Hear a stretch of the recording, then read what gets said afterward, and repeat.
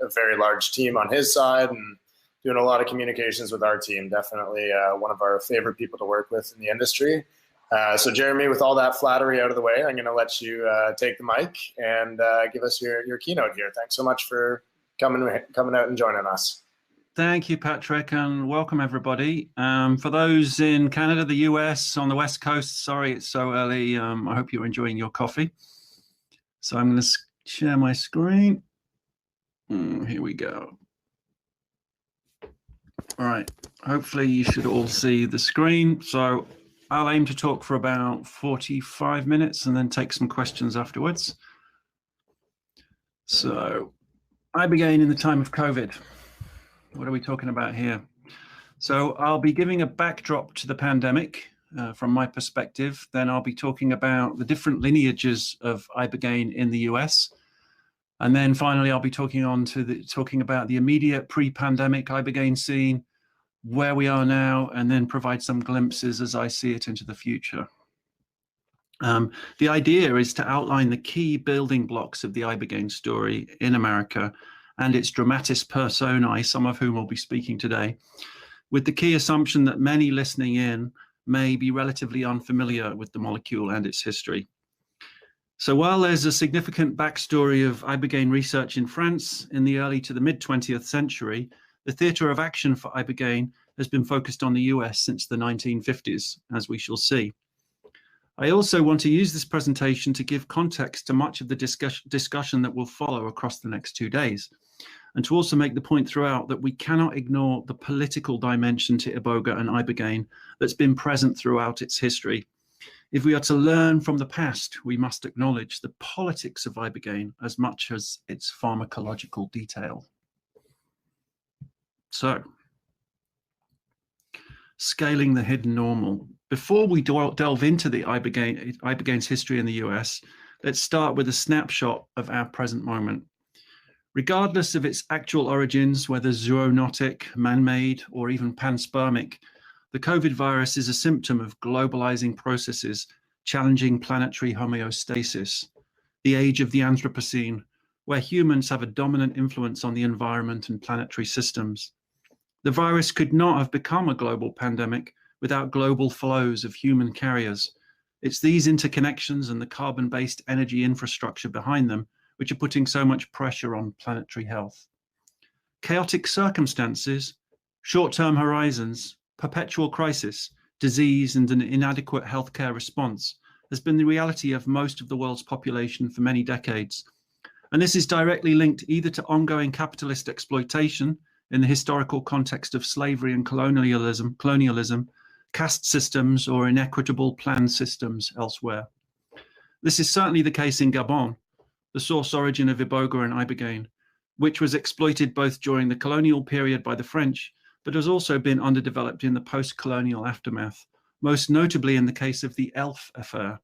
That's the petroleum company Elf, where petroleum profits from Gabonese oil funded French politics for decades and fueled mega corruption from the top in Gabon. So access to an affordable or free and high quality healthcare system is rare across human populations, and it's actually confined to a few regions of the planet: Europe, Scandinavia, Canada, Australia, New Zealand, South Korea, Japan, Israel, and Cuba, to name a few places. And even where there is affordable access, there are often significant class and racial disparities in the quality of treatment. So what we are seeing with the most often inadequate response to the virus is a scaling up into enclaves of privilege, what most of the world's population was already experiencing. So it should go without saying that unless there is a dramatic shift towards political consensus and a much lighter carbon footprint across the planet, we're likely to see something far worse than COVID-19 with climate change in the next few years. So let's go into it. Before exploring the history of Ibogaine in the US, let's start with the source code. Bwiti is a set of communities of spiritual practice, mainly in Gabon, that use Iboga as sacrament as part of an initiation or therapeutic process. Knowledge of Iboga as a sacrament passed to the Fong ethnic group, which are Bantu-based, from forest-dwelling pygmies in the past few centuries. There's evidence that Iboga has been used as sacrament among these forest-dwelling communities for many thousands of years. As with yage and ayahuasca, the discovery of these spiritual technologies in the West is wrapped up in the colonial project and the extraction of natural resources. Were it not for logging and the search for rubber and other natural resources, these practices would have remained hidden. Note the link between Gabon and Brazil in terms of geological fit. Millions of years ago, equatorial West Africa and Brazil were actually one landmass, as a parallel between the yage and iboga experience. So ibogaine was first isolated from the shrub Tabernanthe iboga in France in the early 20th century. Ibogaine in a low or microdose tablet form was used as a tonic or stimulant in France from the 1930s to the 1960s and sold under the Lamborghini brand. Bwiti culture has been under threat thanks to the biopiracy of iboga, making the sacred wood sometimes prohibitively expensive in Gabon itself. Although currently on a smaller scale than the Amazon basin, Westerners are drawn to visit Gabon to undergo Bwiti initiation in search of ritual and a sacred healing experience. There'll be a panel on therapy in an indigenous context at 9 a.m. tomorrow, and also the talk after that at 10 a.m. tomorrow, this is Eastern time, on ibogaine and the Nagoya Protocol with Yann Guignon, David Nassim, and Paul Amond Mombe in Dake. Outside the urgent issue of theft of a natural and cultural resource, the spiritual question to ask between the West and Bwiti is this: what happens to mental health within cultures which collectively become de-ritualized and lose relationship to community and initiation processes, elder authority structures, and so on? What happens to human communities that lose a relationship to the environment, to rivers and to forests? Can what has been lost be found in part through Bwiti? Okay, on to America. So it all begins with Harris Isbell. In 1955, Dr. Isbell used ibogaine on 8 already detoxed African-American prisoners at the NIMH Addiction Research Center, ARC, in Lexington, Kentucky, funded by the CIA's MKUltra program. Isbell was interested in comparing ibogaine's effects with LSD, which was the main interest from the CIA. ARC was part of the huge narcotics farm complex, which had space for 1,000 patients and was known locally as NARCO, or the farm, which is foundational in understanding addiction treatment in the US. Methadone, for example, was advanced here, as was the disease model of addiction that is now the status quo paradigm of our time. The writer William S. Burroughs remarked that the meals at the farm were excellent. Other guests included Sonny Rollins, Chet Baker, and Elvin Jones, to those jazz fans out there. Alas, there's no recording of the music they made while they were staying at the farm. Ethical standards, such as informed consent at ARC, were far from what we would expect today. Subjects were paid for their participation with their preferred drugs, usually opiates, and it was not uncommon to re-addict patients in order to continue with the experiments. In one notorious CIA-funded experiment with LSD, prisoners were given LSD on 77 consecutive days. That said, it would be a mistake to view Isbell as a black and white, cardboard cutout Cold War figure, sacrificing values and ethics for the search for a Manchurian candidate truth serum at Langley's behest.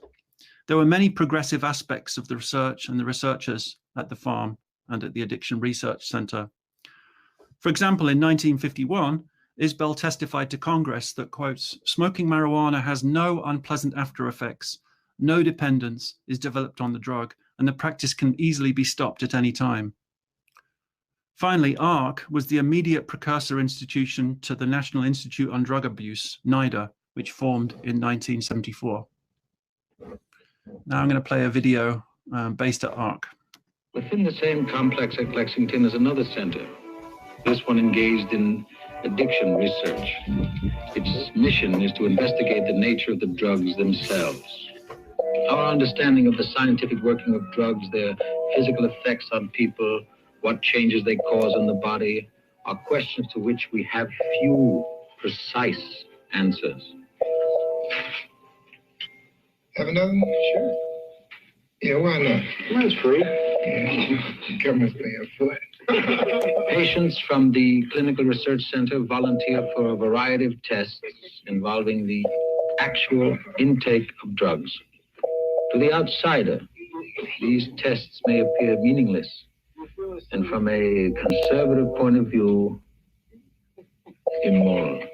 However, they bring us closer to a clearer understanding of the chemical relationship between body and the agent, whether the agent is marijuana, a marijuana cigarette, a synthetic drug, or one of the opiates.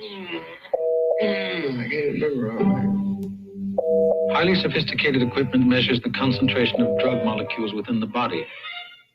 This enables the researcher to compare what he sees in human behavior with what the instrument reveals the drug is doing to the body's organs, tissues, and chemistry. Through experiments such as these, the Addiction Center has racked, while Lexington's outpost in the wilderness of drug research was amassing information on the addict and on the drug, little else in the country was being done. Within this, I'm not sure if you can hear those tones. I don't know what that's about, but I shall carry on. So just 7 years after Isbell's Ibogaine experiments, in 1962, a 19-year-old in New York, Howard Lotsof, we see pictured here, independently discovered its anti-addictive properties after a detour through film studies and filmmaking from the 1980s onwards, promoted its medicalization up until his death in 2010. Dana Beal will be presenting last at the conference and was a long-time supporter of Lotsof and Ibogaine advocacy in the US in general. Let's hear from Howard now. I was having breakfast with a friend of mine who was a chemist, and he was going through a freezer he had, and the freezer was full of different types of drugs. He pulled out a small vial and said, I think you'll be interested in this. I said, well, what is it?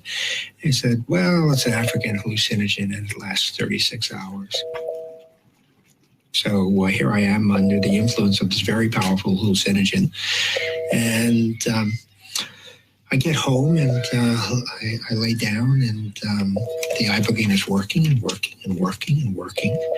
And it's 33 hours later, and I only thought to myself, I'm exhausted, I'm going to sleep for a week, and I'm never going to take this drug again. And I got dressed and I walked out of the house, and that's when I realized that I was not in narcotic withdrawal. And I looked at this large tree in front of me, and I looked at the clouds in the sky, and I realized that for the first time in my life, I was not frightened, and perceived that my entire life had been full of fear. Now, imagine that you are a doctor. You spend 12 years getting your education. You spend 15 years in the field becoming an expert. And then the last thing you're going to want to hear is some former heroin addict went and discovered the effective medication that you're looking for. So there was enormous resistance. When you're an addict and suddenly are not an addict, that's a very valuable experience. And I observed how poorly treated addicts are in our society. And I wanted to do something with my life. And the most important thing that I could perceive of doing was producing Ibogaine as an available medically approved drug. And that's what drove me.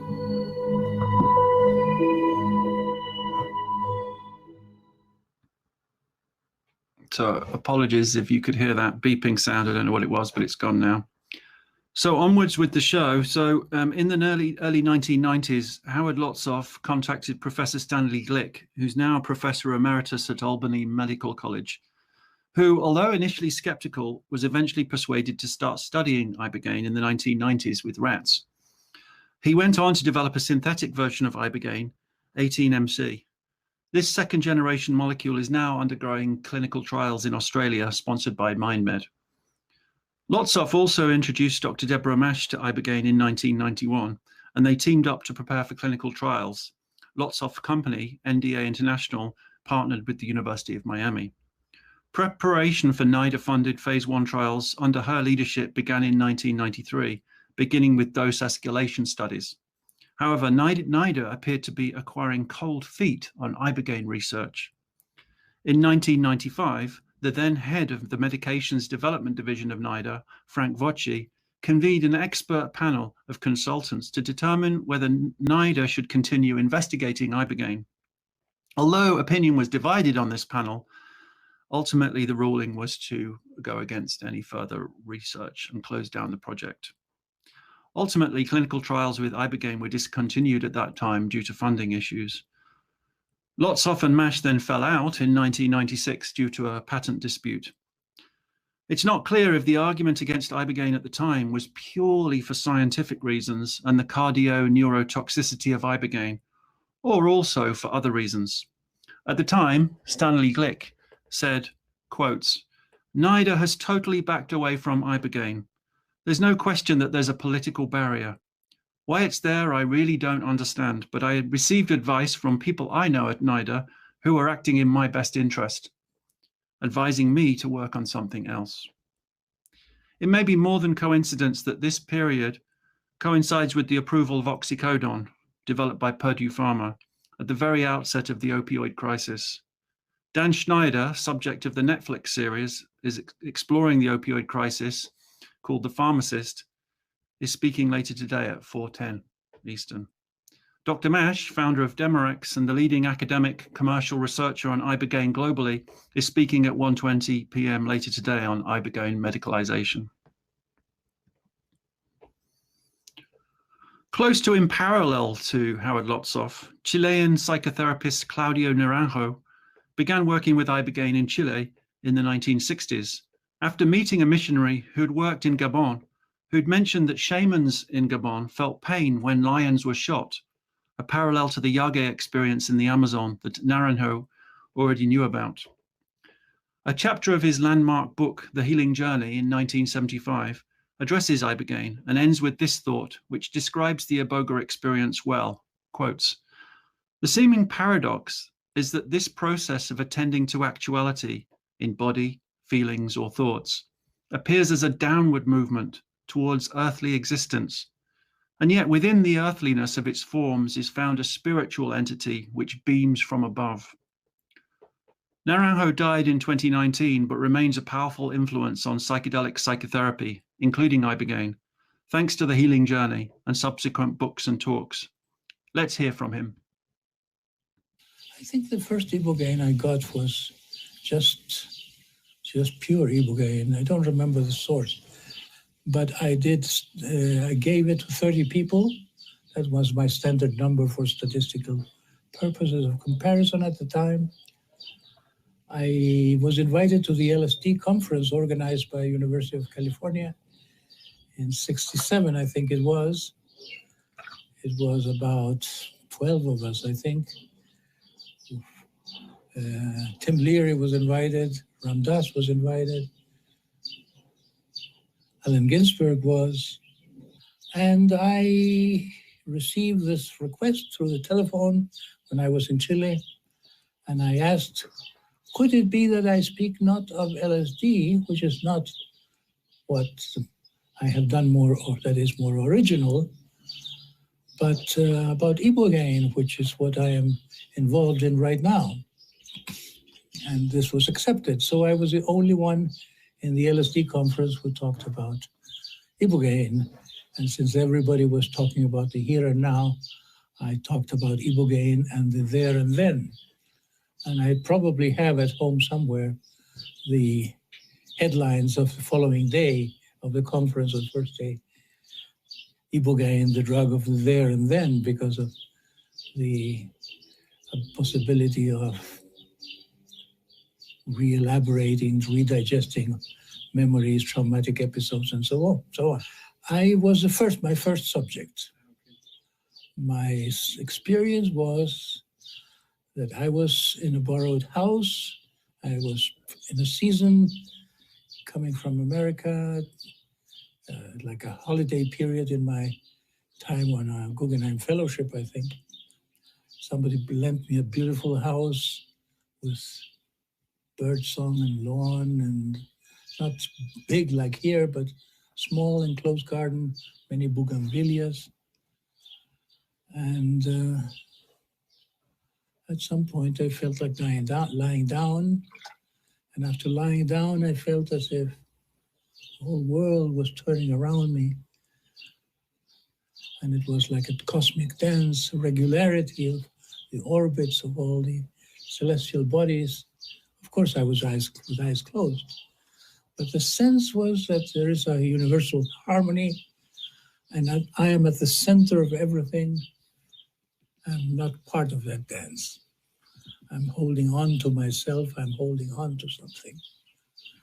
And I have a sort of miserable life by not joining to this universal life. And part of me wants to be part of it. And part of me is afraid that if I turn the switch, so to say, if I say, let me be, let me let go and be part of everything in its wonderful intrinsic harmony. What if God wants me to be dust? What if I choose by that, through that, to be nobody? I was not ready to be nobody. I was too self-important. And it happened as if there was a timing to the process of decision, as if I had my fingers put too long on the switch. And it was not granted that I had this opportunity. It was too much of a delayed yes. And from then on, and this was very illustrative for me, from then on it was Mickey Mouse. It was cartoons, trivial cartoons, boring cartoons. It's a world of entertainment. So there was no way to come back. It was like as if I had lost my chance. I was not ready. Now we move on to Leo Zeff. In terms of Ibogaine therapy history in the US, we must mention him. He's also known as the Secret Chief or Alt and Jacob. Along with many other leading figures in the psychedelic background that we're talking about in the 1950s and 60s, he had a military background and was formerly a lieutenant colonel in the US Army. Zeff pioneered psychedelic psychotherapy from the 1960s onwards, starting with LSD and Ibogaine, and then MDA, and then MDMA. He was close friends with Alexander Shulgin. He went underground as a leading psychedelic therapist when psychedelic research was banned. His research therapy work included Ibogaine, and he knew and worked with Claudio Naranjo. Zeff said of Ibogaine, quotes, "Ibogaine is something else. It's similar. All of these have certain qualities that are common to them all. Also, no hallucinations. It's a heavier trip, a deeper and longer trip. And for many people, it takes longer to turn on. It's a very profound trip for everybody, but people experience it differently. Some people love it. They love the lessons that they get from it. Some people find it a very painful experience. Those who find it painful are the ones who have not been confronting what Mr. Ibogaine is handing them and have been trying to avoid it. You asked me once before something about confronting blocks. This is a place where people will confront blocks, as a matter of fact, if they've been unwilling to accept them or believe them or often try to deny them. A truth that they've been trying to deny. Mr. Ibogaine won't let you do that. You can fuck it up if you want to, but nobody wants to. You have a great respect for Mr. Ibogaine.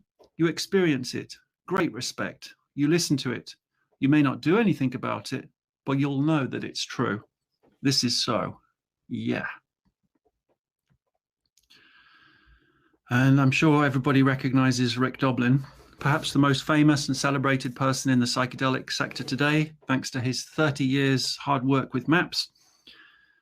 What a lot of people don't know is that he was introduced to Ibogaine via Leo Zeff at the outset of his career.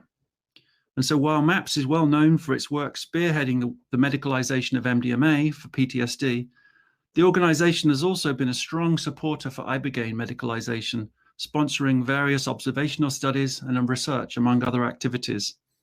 As with other molecules, Ibogaine has much to learn from the MAPS experience and the holistic psychedelic-assisted paradigm that the organization has developed. Psychedelics has the opportunity to disrupt the current biomedical model prevalent in psychiatry with a more holistic treatment paradigm, whereby the psychedelic molecule is seen as a tool alongside therapy. Rick will be giving a keynote at 2:30 today. First of all, let's hear him describe his foundational experience with Leo Zeff and Ibogaine. It was in 1985, and I had been involved suing the DEA, trying to protect the medical use of MDMA. And Leo Zeff, who was the leader of the underground psychedelic therapy movement, who was the secret chief, he thought that it would be helpful for me to have psychedelic therapy experience so that I would be more effective as a political advocate, and that a lot of it is dealing with your own shadows and not projecting out that the people that you're fighting are your 100% your enemies, that there's some parts of them that are maybe you could reach them. So Leo offered me a therapy session to try to tune me up as a political activist to save MDMA. And so we went off to a friend's house right on the San Francisco Bay. And the way that he did it, he gave 350 micrograms of LSD along with, I think it was like 4 or 5 grams of Ibogaine. Wow, is that quite common to mix these two? Not that common, but the Ibogaine in plant form takes a while to take an effect. Right. And so he didn't want to just sit around and wait for all these hours, so he administered them both at the same time. And I could feel the LSD rise and peak, and then I could feel the Ibogaine like coming up from underneath it. Mm-hmm. And as the LSD was sort of declining, I felt this Ibogaine take over. Okay. So I could kind of distinguish between the two different feelings. So then what happened? What happened with the Ibogaine? What was, I sort of went through a lot of surrendering, challenging things with the LSD, but it was more or less opening and pleasant. But then, and it was kind of more centered in the head, kind of somehow or other more thoughtful, intellectual, and there were emotions too. But then the Ibogaine came, and the Ibogaine was like this very grounded experience anchored in my stomach. And it started because I actually was thinking in some ways of Castaneda, also of this idea about death over your left shoulder, and that if you're aware of death, that will help you appreciate life, and that you should try to be fully aware of death in all the moments, not scared of it or paralyzed by it, but just aware that every moment is precious and it's limited. So I somehow was feeling this, and then I was feeling that I was holding myself back a bit, that I was scared to let go. And what then developed was this repeated cycle of this sense of the self-perfectionism, that I wanted to be more and more and more. And then was this understanding of the link between self-perfectionism, the self-critical nature, and self-hatred. Mm-hmm.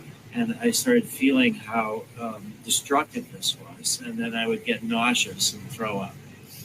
And then I would feel better for a little bit, and then it would come back. And I would have this sense, though, that when I was throwing up and when I was vomiting and when I was choking, kind of coughing, it was making it hard for me to breathe. And so I was kind of getting closer to the sense of death.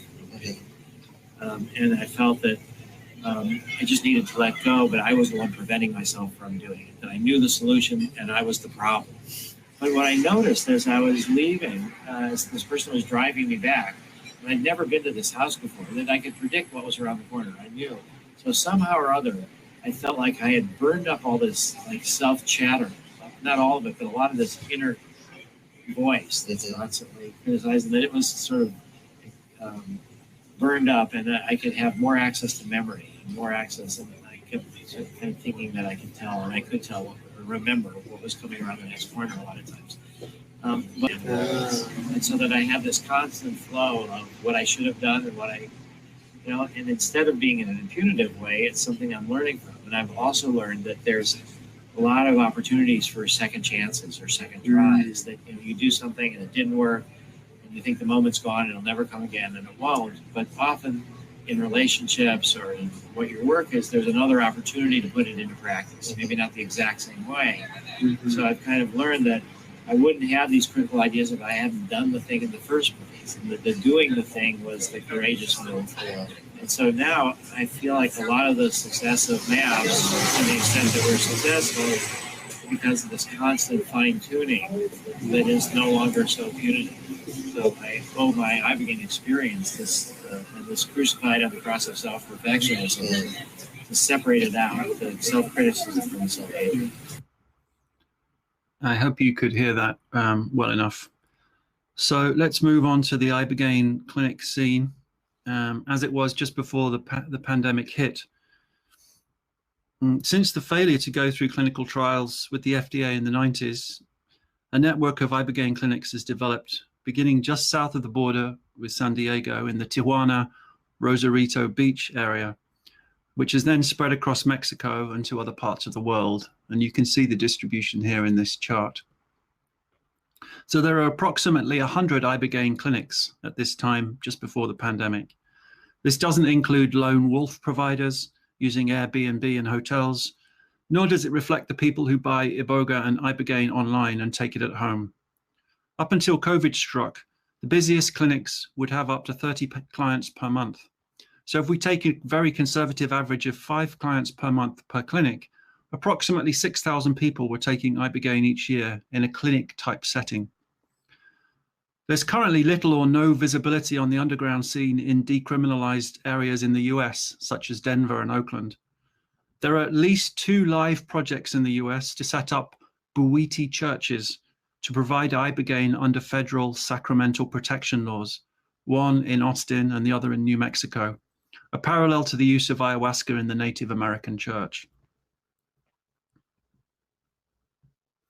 On the research front, there are well over 100 papers published on Ibogaine in peer-reviewed journals, including observational research studies funded by MAPS. The cross-species cardiotoxicity of Ibogaine is well understood, and there is increased understanding, although still far from perfect, of the multi-target receptor activity among researchers. The FDA's drug master file on Ibogaine alone stretches to 16 volumes, clinical study in Brazil. In Spain, Ricard Fora and Andrea Languaz from ICEAS will be speaking on the community perspective on Iboga, at 3:40 p.m. today. ICEAS is also involved in clinical trials for Ibogaine in Spain, which are ongoing. And then outside of the addiction sphere, there's research at Stanford and via the VETS nonprofit. Marcus and Amber will be speaking at 10 to 5 p.m. tomorrow on this. And the research is concerning Navy SEALs and ex-Navy SEALs veterans who are being sent to Mexico to take Ibogaine to treat PTSD and traumatic brain injury. And they're having stellar results with that. Second generation research led by companies such as MindMed, Gilgamesh, Atai, University of California, Davis are in search of a second generation analog, which is less cardiotoxic and which can be synthesized in the lab or biosynthesized from yeast or from algae. So let's go to today. Ibogaine treatment in the time of COVID. As we're all aware, the pandemic has been devastating in many respects, and for mental health as much as more than physical health. Rates of depression have tripled since the beginning of the pandemic, according to US data, and substance abuse rates from alcohol to opioids have increased 30%. Porn keyword searches have risen between 18.5% and 61.8%, depending on the country, at the beginning of lockdown, according to a study published in Nature magazine. So the growth of underground clinics and online sales of Iboga and Ibogaine in response have surely risen. And this is partly explaining why there is a renewed push to establish Bwiti churches in the US. There's now close to a desperate need for Ibogaine medicalization as an addiction pandemic takes over from COVID-19. There's also the issue of long COVID, long-term debilitating after effects of COVID that prevent people from returning to work. So how does Universal Ibogaine fit into all of this? So the company was set up by visionary founder and veteran broker Shane Nyquist in 2018, together with Dr. Alberto Sola, who has overseen more Ibogaine treatments than anyone else at the clinic in Cancun, Clear Sky Recovery, that Patrick was talking about. Universal Ibogaine is unique in its exclusive focus on Ibogaine. Alberto will be on the panel immediately after this and then giving a keynote later today on the preliminary results from 137 patients at the Clear Sky Cancun clinic. Shane will be on a panel discussing the role of capital markets in Ibogaine medicalization later today. We as a company are now at the business end of preparing a clinical trials application with Health Canada. In step with this, I'll be handing over the executive leadership position to incoming CEO, Dr. Rami Batal, who has a preeminent pharmaceutical background in Canada and the US. Given the scale of the opioid crisis, class action suits have put Purdue Pharma and the Sackler family on the back foot, at least in North America. This finally presents a huge political window of opportunity for Ibogaine medicalization, starting with Canada, which has had a progressive regulatory response both to Canada and more recently psychedelics. Dr. Solar will be discussing more on our clinical trials preparatory work later in the conference, so I want to mention here another key aspect of Universal Ibogaine that we haven't talked about publicly that much before, which is our goal to connect with leaders, healers, and creative spirits within First Nations communities, beginning with Canada, to ensure that there is as wide as possible access to Ibogaine.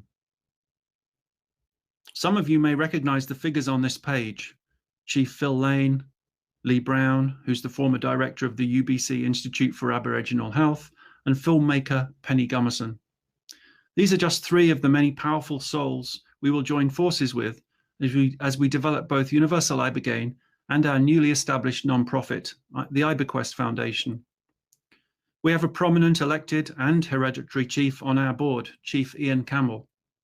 He is leading the effort to connect the circuitry among Indigenous leaders and across time build a strong connection into the work that we're doing. Chief Campbell will also be on the panel on Ibogaine medicalization at 12:10 p.m. today, and also discussing Ibogaine in an Indigenous context at 9 a.m. tomorrow. The goal with our foundation and community engagement thrust is to ensure that Ibogaine is introduced as a tool of transformation in First Nations therapeutic settings, providing economic empowerment, validation of Indigenous healing practices, and an alternative option for those seeking healing, whatever their background. As part of it, there is a strong desire within the company to forge connections with Bwiti communities and leaders in Gabon. So let me finish by trying to glimpse into the future of Ibogaine. Certainly further research is required on Ibogaine and its analogues and the neurodegenerative benefits to combat long-term neurodegenerative effects of both long COVID and who knows the mRNA vaccines themselves. We simply don't know if there'll be any long-term neurological effects of the vaccines. Beyond addiction, there's much research to be done on applying Ibogaine's unique neurotrophic benefits to traumatic brain injury, Parkinson's, and also PTSD. And as I mentioned, Marcus and Amber Capone will be touching on this tomorrow. Beyond that, there is huge potential for micro or low-dose Ibogaine or Iboga as a wellness tincture, going forwards by going back to Lamborghini in France in the 1930s to the 1960s. This is one clear path to avoid or minimize the QT prolongation issue of Ibogaine, and as Tobias Henry will explore tomorrow, a prototype tool for consciousness hacking. As Ibogaine medicalizes, there'll be the opportunity to go through your Ibogaine experience in the local community and move much more seamlessly into the all-important aftercare. Key here will be to ensure Ibogaine is placed in an ecotherapeutic context, returning us to wild being, nature, the earth, and community. This will be a topic discussed at the pre and aftercare discussion tomorrow. It will also be important to avoid, as far as possible, a purely individuated and medicalized approach. A biomedical approach of just taking Ibogaine will not work. As Johan Hari said, the opposite of addiction is not abstinence, it's connection. Ibogaine alone, outside of a therapeutic pre-treatment and aftercare setting, is far less effective in terms of long-term outcomes. So as we contemplate our collectively uncertain future in COVID's wake, We shouldn't forget Leo Zeff's comment that Mr. Ibogaine is a plant teacher who will tell us the truth. As Ibogaine finally begins the process of medicalizing, we should not forget the powerful spiritual levels at which the molecule also operates as we seek to walk towards a more balanced future on the planet.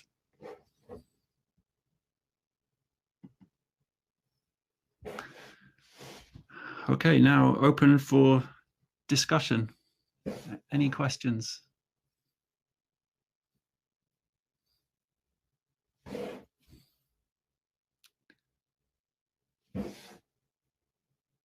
Let me look at the comments.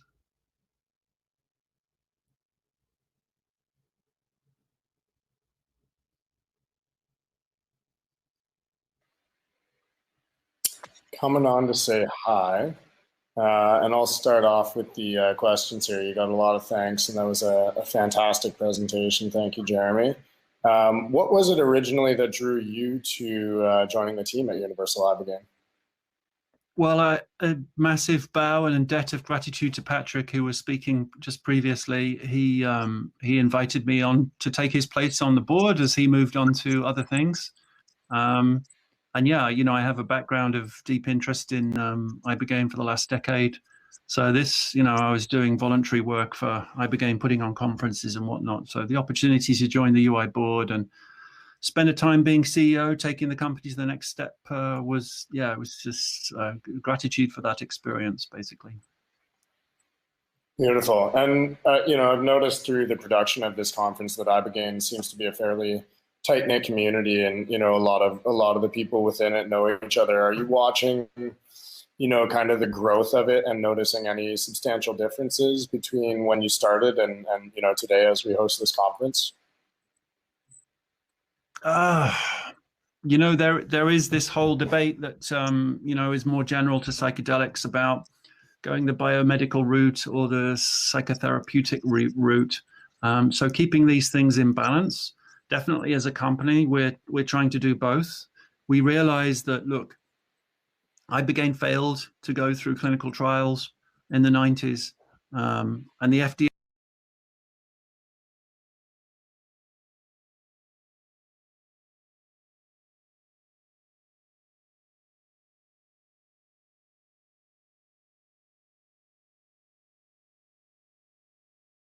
you know, my experience helping to set up an Ibogaine clinic in Portugal a few years ago. Ibogaine alone, it does do the reset, but it doesn't on its own back give you the long-term outlook. It's up to people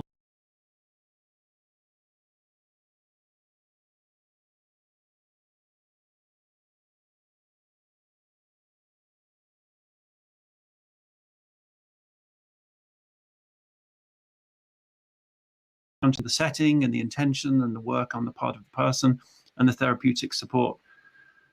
Somebody had a question about Ibogaine and MK Ultra. Yes, it's definitely a lesser known fact of that program that Ibogaine was involved, and Dr. Isbell was the main person involved in that. And he was interested in comparing and contrasting LSD with Ibogaine. In Soviet Russia, Ibogaine do you. So I just want to remind everybody to use the Q&A section of the chat bar. And I'm going to move over there, as you know, otherwise the questions kind of get lost in the feed of chatter. Brian Rufo is asking, as soon as it comes back up, specifically in the US where people can't get legal access to short acting ahead of a visiting clinic, is there a solution yet for folks addicted to long acting opioids? That's a really good point. Alberto Sola, I can see, is online, and he will address that in his own way. But if you can't get hold of morphine sulfate in situ where you live, then one option is to go to where the clinic is and then be put on morphine sulfate when you're there on an outpatient basis.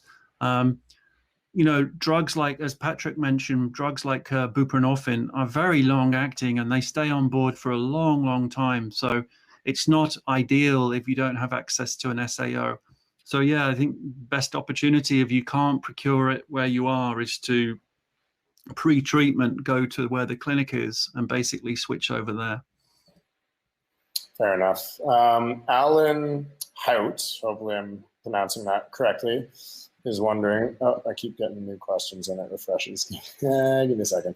As we have the benefit of hindsight, looking back at the history of Ibogaine in the West, how do you think future generations will speak about Ibogaine in our present time today? Ooh, that's a good one. Fire. Oh my God, intake of breath. We lost time. I touched on it, the politics of Ibogaine, why it got cancelled in the 90s. I have a very strong hunch that it was the lobbying of Purdue Pharma, dare I say it. It was that wave of, you know, the new meds that were coming that pushed Ibogaine to the side. And that panel that I mentioned that was convened was just doctored. Now, I have no proof for that, and I have to caveat that. That is my opinion. There's no evidential proof out there that happened, but it's just such a coincidence that, you know, the mid-90s, 95, 96 was the beginning of the rise of oxycodone and the end of Ibogaine's opportunity. So we have to look back and say it's with incredible sadness that we have, you know, had 3 decades essentially of the opioid crisis blowing over us and just devastating communities. So we'll look back and we'll rue the day that, you know, Ibogaine was effectively defunded back then. The other point to make is that it's still going to take a while to get Ibogaine through clinical trials. In the case of the US, it has to be declassified because it's still Schedule 1. And we're still in neck deep in a harm reduction paradigm. Many people in the Ibogaine community sort of don't have much respect for harm reduction. I'm not one of those people. I see people working on the front line in needle exchanges and whatnot as heroes doing very difficult work.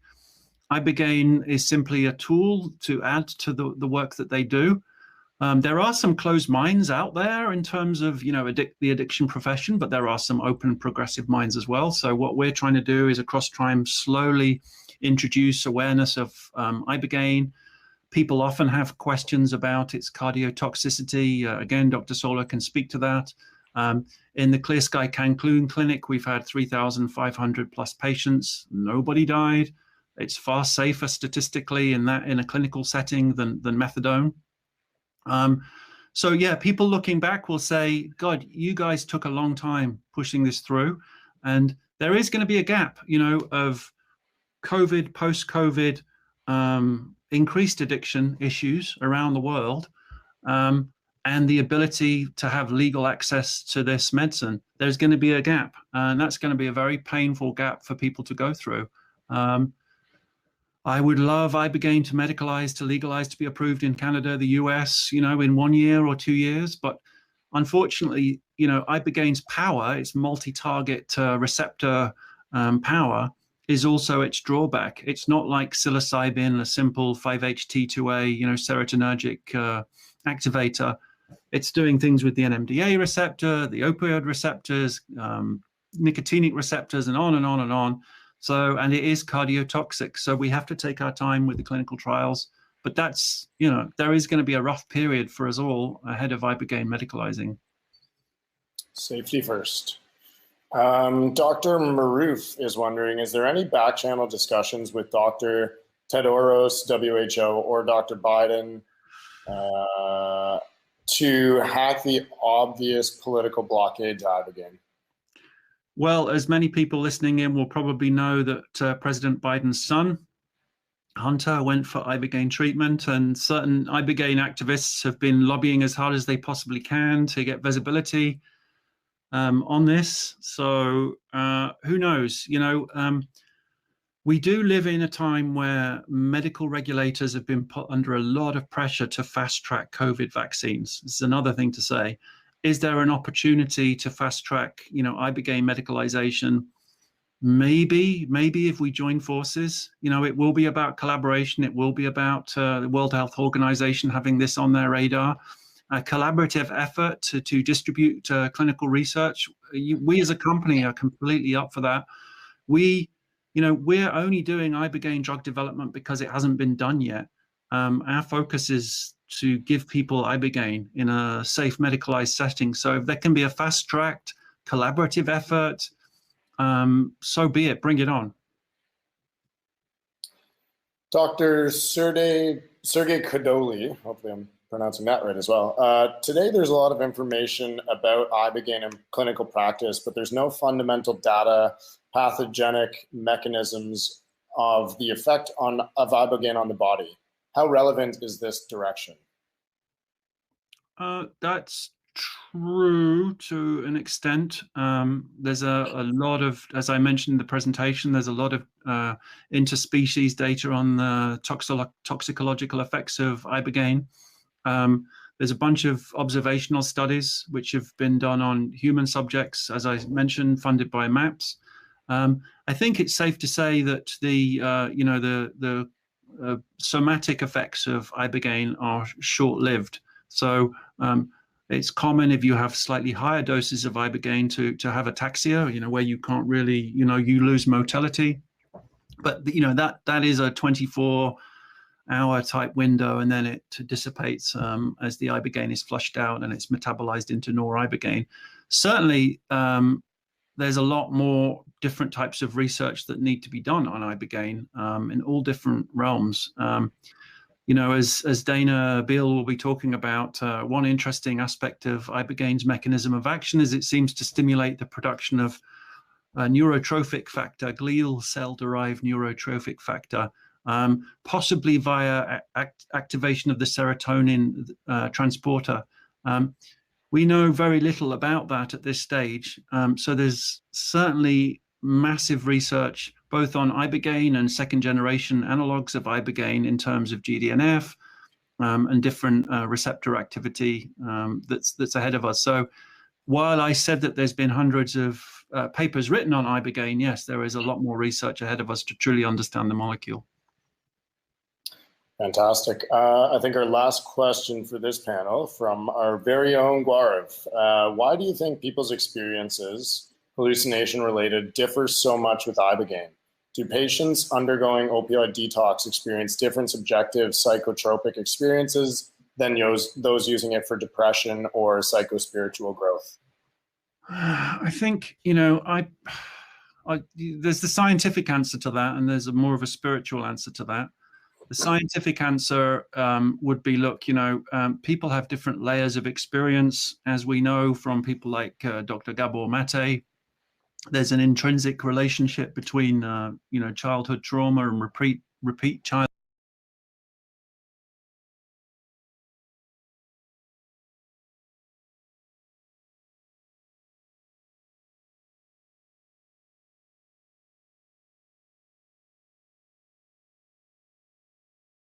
For the explanation of why people have very different experiences with Ibogaine.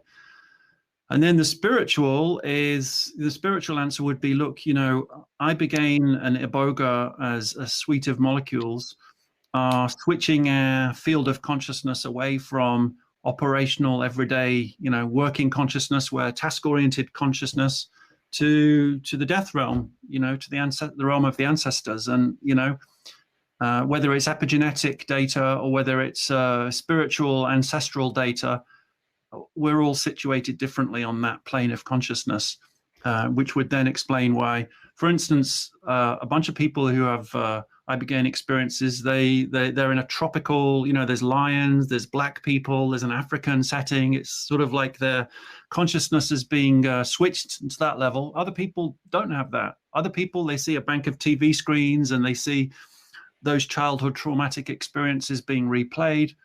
So yeah, the site of the trauma, the epigenetic, the genetic, and the spiritual ancestries are all combining in incredibly complex ways that we simply, the neuroscience and the spiritual science is not there to understand quite yet.